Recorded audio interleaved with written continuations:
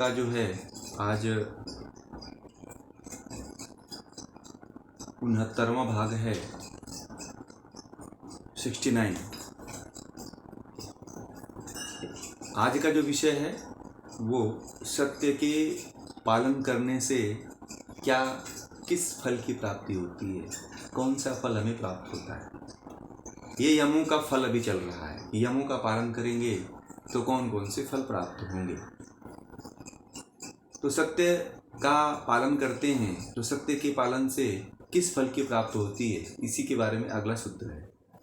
तो महर्षि घरंडी ये कह रहे हैं कि महर्षि पतंजलि की सत्य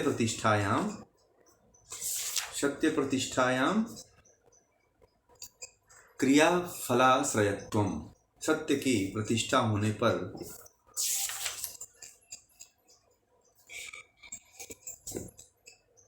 शब्दों के अर्थ को लेते हैं। पहले सत्य प्रतिष्ठायाम का अर्थ होगा सत्य का आचरण परिपक्व हो जाने पर, और क्रिया फल आश्रयत्वम, इसका जो अर्थ होगा कर्म फल रूपी आश्रय वाले हो जाते हैं, अर्थात सफल हो जाते हैं, इसका अर्थ हुआ। अब इस पूरे सूत्र का जो अर्थ हुआ, जब जैसे मान लीजिए जब मनुष्य निश्चय करके मन वाणी तथा शरीर से सत्य को ही मानता है, बोलता है तथा करता भी है, तो वह जिन जिन उत्तम कार्यों को करना चाहता है वे सब सफल कर लेता है, उसका सफल हो जाते हैं। इसका एक तो अर्थ ये हो गया। दूसरा ये हो गया कि मन वाणी और शरीर से सत्य आचरण परिपक्व हो जाने पर योगी का कर्म उत्तम फल वाला हो जाता है। जो योगी का कर्म होता है वो उत्तम फल देने वाला होता है, और उसके आचरण का प्रभाव अन्य प्राणियों पर भी यथा योग्य पड़ता है। कोई मान लीजिए कि आप हैं, आप ही सत्य का आचरण करते हैं और करते करते आप इतने उसमें परिपक्व हो जाते हैं कि परिपक्व हो जाने के बाद जो है आपके आचरण को देख करके दूसरा कोई प्रभावित हो जाता है, तो यही जो है सत्य का फल है।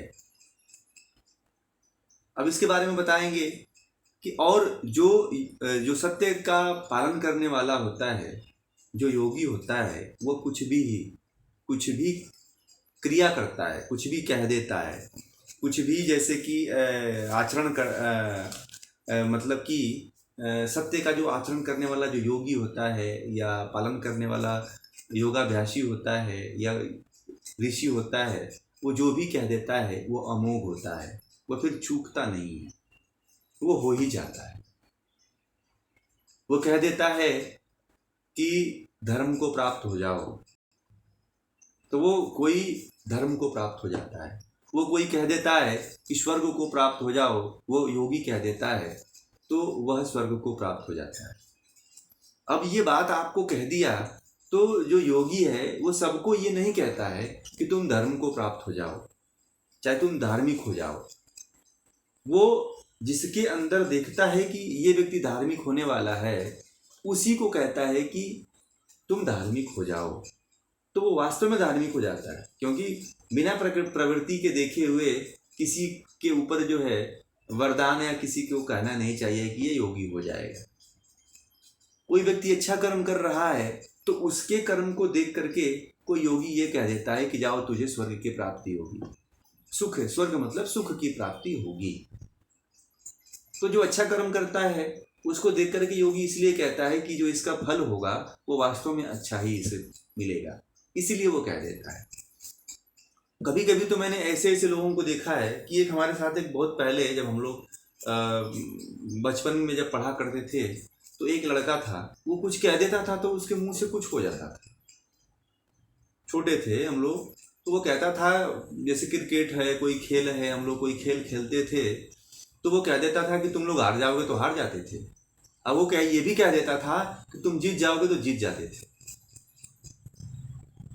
और वो ये कह देता था ना कि जाओ तुम्हारे बस्ते से जो है, तुम्हारे थैले से जो है ये तुम्हारी पुस्तक गायब हो जाएगी, तो गायब हो जाती थी। बड़ा ही आश्चर्य व्यक्ति, अद्भुत व्यक्ति था।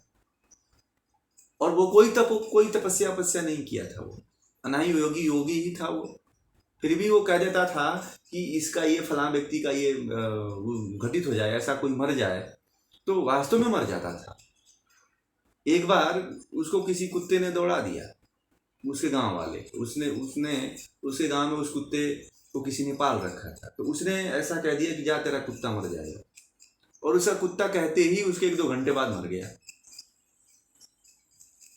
तो ऐसा देखने में आता है। अब ये कहीं बिरला ही कहीं एक आध बार ऐसा देखने को हो जाता है, परंतु वास्तविकता नहीं होती है। क्रिया फल आश्रय की प्राप्ति हो जाती है, यानी कि जो है कर्म फल रूपी आश्रय वाले हो जाते हैं। इसका फल जो प्राप्त होता है, जो कर्म है, जो कर्म करने वाला योगी होता है, वो इतना सत्य की प्रतिष्ठा को जब प्राप्त हो जाता है, जब किसी को वो कुछ कह देता है, जब किसी के बारे में कुछ ऐसा वक्तव्य देता है कि जाओ तुम्हारा ऐसा ही होगा, तो उसका ऐसा हो जाता है। परंतु जो योगी सत्य का आचरण नहीं करता है और वो ये कह दे, वो ये दम्भ भर दे कि जाओ ये ऐसा हो जाएगा, तो ये असंभव वाली बात है। कुछ ये जो है इसके कोटि में नहीं आती है।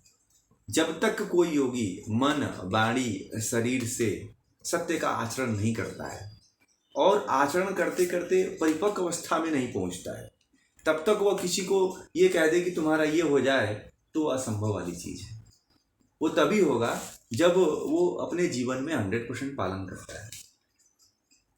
पहले लोग ऋषि श्राप दिया करते थे ना, सुना होगा कि इस ऋषि ने इनको ऐसा श्राप दे दिया, इसीलिए कि वो उस तरह से वो अपने जीवन में सत्य का धारण करते थे, कभी झूठ नहीं बोलते थे। हम तो दिन भर में 100 झूठ बोल देते हैं।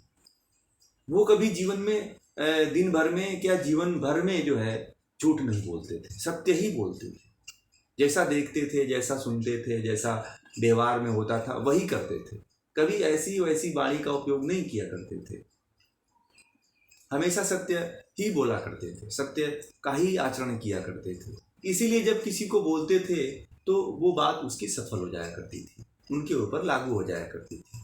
परंतु ये भी बात अपने मन में नहीं रखना चाहिए कि कोई योगी का कोई ये व्यक्ति कह दे, ये बात थोड़ी ये मान्यता कुछ लोगों की है कि योगी ये कह देता है कि बारिश हो रही है, बारिश बंद हो जाए। कोई कह देता है कि हवा चल रही है, हवा बंद हो जाए। तो ऐसा कभी होता है क्या? नहीं होता है। जो होने वाली बात है उसी पे ही योगी कहता है। अब ये कोई कह दे कि ये व्यक्ति कोई मर गया है और कोई कह दे कि जा जिंदा हो जाए, तो ऐसा होता है क्या? नहीं होता है। फिर तो जो ईश्वर की व्यवस्था है, कर्म फल वाली जो व्यवस्था है ईश्वर की, वो व्यवस्था फिर तो खत्म हो जाती है। फिर तो न्याय कहाँ होगा? जो व्यक्ति अन्याय किया हुआ है उसका फल उसको मिला है, कोई कह दे कि ये जिंदा हो जाए, तो फिर तो ईश्वर की जो व्यवस्था है उसमें भंग पड़ जाएगा। तो ऐसा तो कभी होता नहीं है कि कोई कह दे कि नदी बह रही है और नदी रुक जाए, तो ऐसा तो हो नहीं। हवा चल रही है, हवा रुक जाए, तो ऐसा नहीं योगी कहता है। ये उटपटांग लोग कहते हैं। ये बातें जो हैं असंगत लगती हैं, ये कोई तर्क संगत नहीं है, ये सात्विक संगत में नहीं आती है। ये बात कहीं पचती नहीं है, जमती नहीं है। कोई कह दे कि हवा रुक जाए, क्यों रुक जाए भाई? इस हवा से हजारों प्राणी जी रहे हैं। अगर ये हवा आज ही रुक जाए तो करोड़ों में जितने लोग हैं सभी मर जाएंगे। तो ऐसा योगी नहीं कहेगा ना कि जिससे हजारों लोग मर जाएं। तो बहुत लोग ऐसा कहते हैं कि योगी कह देता है कि हवा रुक जाए तो हवा रुक जाती है। योगी ऐसा कभी कहता ही नहीं है। जो योग को प्राप्त हुआ व्यक्ति है, जो सत्य का वो धारण करने वाला व्यक्ति है, जो सत्य का आचरण करने वाला व्यक्ति है, वो कभी इस तरह का वचन बोलता ही नहीं है। जो होने वाला उससे होता है वही होता है। अब व्यास जी ने तो ये कहा है कि धार्मिक बन जाना, तो धार्मिक वही व्यक्ति बनेगा जो धर्म का आचरण करता है। अब व्यास जी ने ये भी कहा है कि जो है सत्यवादी बन जाओ कोई व्यक्ति। व्यास जी ने तो अपने व्यास भाष्य में भी कहा है स्वर्ग की प्राप्ति हो जाए। तो कहने से स्वर्ग की प्राप्ति तो नहीं होती है ना। स्वर्ग की प्राप्ति वैसे नहीं होती। स्वर्ग की प्राप्ति उसी को हो सकती है जो व्यक्ति स्वर्ग के लिए गुण कर्म स्वभाव से आचरण करता है, स्वर्ग प्राप्ति के बताए गए नियमों को धारण करता है जीवन में, तो उसको देख करके कोई योगी और योगाभ्यासी कह देता है कि ये जो है, जा अब तू योग को प्राप्त हो जाएगा, या तू धार्मिक हो जाएगा, या फिर जो है तू स्वर्ग को प्राप्त कर लेगा या सुख को प्राप्त कर लेगा। तो जो कर्म करता है उसके प्रति ही योगी बोलता है। जो कर्म नहीं करता है उसको क्यों योगी बोलेगा भाई? अनायास क्यों बोल देगा? तो फिर तो ईश्वर की जो कर्म वाली व्यवस्था वाली जो बात है उसमें कहीं ना कहीं जो है विरोध हो जाएगा। तो ईश्वर से बड़ा तो फिर इंसान हो गया, योगाभ्यासी हो गया, योग करके वो ईश्वर की व्यवस्था को भंग कर दे। ऐसा तो होगा नहीं ना। तो सत्य का जो पालन करने वाला जो व्यक्ति है उसको, उसके पालन को, उसके व्यवहार को देख करके, उसके आचरण को देख करके लोगों में जो परिवर्तन होता है वही जो है उसका फल है। अब जो मान लीजिए कोई महापुरुष है, कोई सत्यवादी व्यक्ति है, सत्यवादी व्यक्ति के का जो प्रभाव होता है वो सभी व्यक्तियों पे पड़ता नहीं है भाई, प्रत्येक व्यक्ति पे नहीं पड़ता, कुछ व्यक्तियों पे पड़ता है ना। मान लीजिए विवेकानंद है, स्वामी दयानंद सरस्वती हैं, या फिर महावीर हैं, या फिर बुद्ध हैं, तो सभी बुद्ध और महावीर और दयानंद सरस्वती और स्वामी विवेकानंद के पक्ष वाले तो नहीं है ना। सब लोग अलग अलग, सबके व्यवहार से अलग अलग लोग जुड़े हुए हैं, सबके ऊपर सबका प्रभाव तो पड़ता नहीं है, कुछ लोगों का खुद के ऊपर पड़ता है कि नहीं? ऐसा ही देखा गया है कि सबके ऊपर सभी महापुरुषों का प्रभाव नहीं होता है। तो आचरण जो होता है, आचरण से व्यक्ति प्रभावित होता है, और वही वास्तविकता है। हमने तो कभी ऐसा नहीं देखा कि किसी ऋषि ने, या देखिए बहुत बड़े बड़े जो ऋषि हुए हैं वो ऐसे ही वरदान और श्राप नहीं देते थे भाई। श्राप इसलिए देते थे कि जो कोई गलत कार्य कर रहा है तो उसको ये कह देते थे कि जा तू ऐसे ही करेगा और तेरी ऐसी ही गति हो जाएगी। तो वो ऋषि इसलिए ऐसा कह देते थे कि वो उस तरह का आचरण जब ऋषियों के साथ करता था तो आम इंसानों के साथ क्या करता होगा? फिर तो आम जो इंसान थे उनके साथ भी वो वैसा ही व्यवहार करता होगा। तो उसके पाप कर्मों को देख करके कि ये इतना पाप कर्म कर रहा है, इसलिए जो है आगे भी भविष्य में जो पाप कर्म करेगा इसका फल शायद उसको बुरा ही मिलेगा, इसीलिए उसके साथ ऐसा कह देते थे। अब ऐसा नहीं है कि किसी के कर्म फल में कोई इंसान हस्तक्षेप लगा दे, ऐसा कभी नहीं हो सकता। आपने कर्म किया और मैं कह दूं, आप दिन भर मर्डर करते हैं लोगों का, और मैं कह दूं कि जा तुझे स्वर्ग की प्राप्ति होगी, तो ऐसा होगा क्या? कभी नहीं होगा। आप दिन भर चोरी करते हैं और मैं कह दूं कि जा तू धनवान हो जाएगा, तो धनवान हो पाएंगे क्या? नहीं होंगे। आप कहीं पकड़े जाएंगे, फिर जेल में चले जाएंगे, फिर आप फांसी पे भी जा सकते हैं। तो ये है सत्य। सत्य के पालन करने से आचरण में होना चाहिए, और आचरण में इतना परिपक्व हो जाता है। हाँ, वो अवस्था आती है कि किसी को कह देता है तो वो बात हो जाती है, जब परिपक्व अवस्था में पहुंचता है तब। जब परिपक्वता में नहीं पहुंचता है तब ऐसा नहीं होता। किसी भी व्यक्ति को देख लीजिए, कोई भी इंसान को देख लीजिए, सबके साथ यही है। उसके कोई भी किसी के कर्म फल में कोई बाधा नहीं डाल सकता है, क्योंकि ईश्वरी व्यवस्था में वो विघ्न पड़ जाएगा। और कोई योगी इस व्यवस्था को, ईश्वरी व्यवस्था को जानता है तो वो ना इस तरह का श्राप दे सकता है और ना वो इस तरह का कोई वरदान दे सकता है। अब जैसे राजा दशरथ ने वरदान दिया था कैकेयी को, तो कोई ऐसा वरदान तो था नहीं कि तू जो है 3 वरदान मांगे थे। कैकेयी ने 3 वरदान मांगा, तो ऐसा तो राजा दशरथ ने वरदान दिया नहीं कि जा तू जो है स्वर्ग को प्राप्त हो जाएगी, या फिर तू जो उनके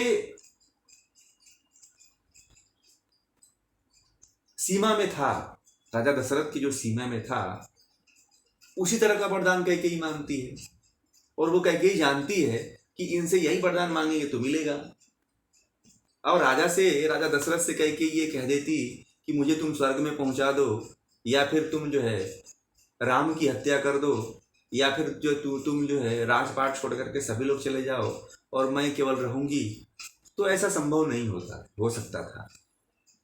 वो जो संभव था वह उसी संभव चीज को उसने मांगा। तो प्रदान भी पहले योग्यता और कर्म के अनुसार, व्यवस्था के अनुसार और योग्यता के अनुसार मांगे जाते थे। लगता था कि हाँ ये व्यक्ति दे सकता है, तभी मांगा जा सकता है। आप वही लोग ले लीजिए, आपके दोस्त मित्र हैं, आप अपने दोस्त मित्रों के पास जाते हो तो अपने दोस्त मित्रों से वही चीज मांगते हो जो वो दे सकता है, और उतना ही मांगते हैं जितना कि वो देने के लिए सक्षम है। फिर आप किसी मित्र के पास जाकर के ऐसा नहीं कहते हैं कि भाई मुझे करोड़ रुपए दे दे। ऐसा कोई करोड़पति तो है नहीं सभी के मित्र में, एक आध कोई हो जाएगा, और होगा भी तो देगा कि नहीं देगा इसकी कोई गारंटी नहीं है। तो जो जैसा होता है, जिसकी जितनी योग्यता होती है, जितना जो देने में सक्षम होता है, और जो जिस तरह का होता है उसी तरह का लोग उसके बारे में वाणी बोलते हैं, वही वरदान बन जाता है, वही सत्य बन जाता है। तो इसलिए सत्य की जो पालन करता है, जो सत्य के मार्ग पे चलता है, सत्य को पालन करते करते मन वाणी और शरीर से इतना परिपक्व हो जाता है कि वो जो कहता है वो हो जाता है। जैसा आचरण करता है वैसे लोग बनते चले जाते हैं, जैसा वो व्यवहार करता है उस तरह के लोग जो है देख करके उसके व्यवहार को अन्य लोग भी धारण करते चले जाते हैं। तो ये जो सत्य का जो पालन करने से जो फल प्राप्त होता है, आज उसकी व्याख्या पूरी होती है। और आज का जो विषय है वो